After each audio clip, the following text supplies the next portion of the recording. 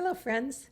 This is the second week of my Lenten reflections where I'm talking about our story and Jesus' story.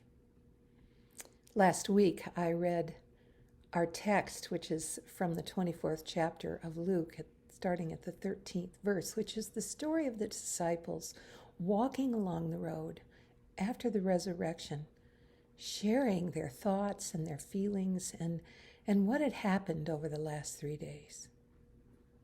I'm sure they were also including how they fit into the picture, what they had expected from Jesus and how he had spoken to their own lives.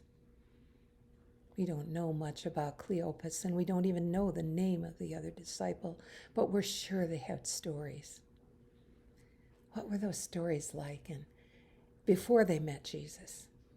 And then how were they transformed after they met Jesus? So today we're going to spend a little bit of time, as I said last week, talking about our own stories. I invite you to think first about your childhood. What was it like? What do you remember? What stays with you? What were the joys of being a child? Do you remember the happy moments? Do you remember the joy of adventure or exploration or learning new things? Think about that for a moment.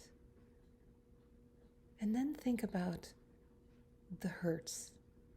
Think about the darkness and fears of your childhood.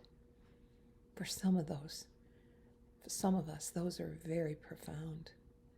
When I was a child, my mother got breast cancer and my father polio.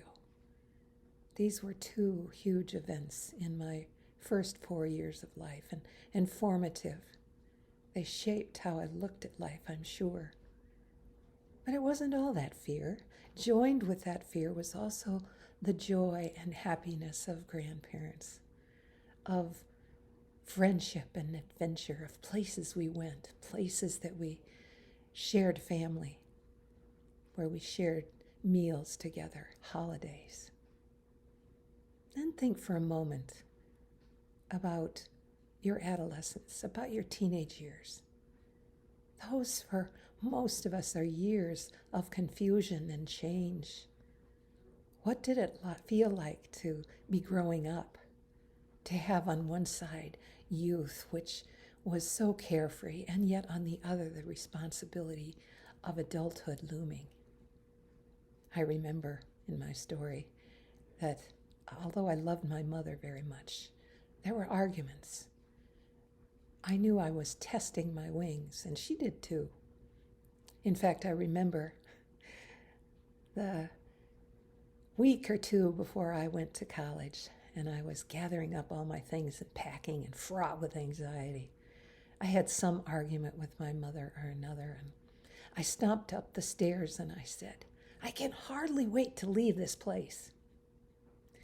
And from a distance, I heard my mother quietly say, "I can hardly wait till you leave this place, dear." So that was a time of transition into adulthood. And as an adult, I looked back on the treasures of childhood and adolescence, and I took on the responsibilities of adulthood, and many of those were daunting and awesome. But some of them were fearsome. Some of them I did well, and some of them I didn't do very well. Think about that for a moment in your life. What about adulthood have you felt successful about?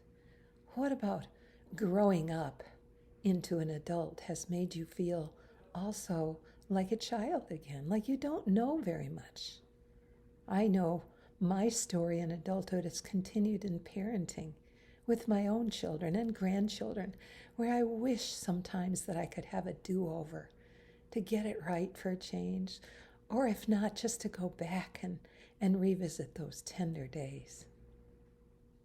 As we walk along during Lent, it's important that we reflect on our own stories and the unanswered questions we still have about our lives, about the doubts, about the guilt even, and also the joy, the feelings that in some way we had it right or we did it right. Those stories are important as we begin to talk about intersecting with Jesus' stories. Unless we understand our own, Jesus' story doesn't make any sense to us. So walk along with us for a few weeks, thinking about your story. And next week, we will be talking about the world story, and there's plenty to talk about there, isn't it? Right now, there's pandemic and social and political unrest, and we're in between being quarantined and then going out into a world, a new world, changed, but in some ways the same. So thank you for joining us on our own walk to Emmaus. And I look forward to sharing the story of the world and then, of course, the story of Jesus.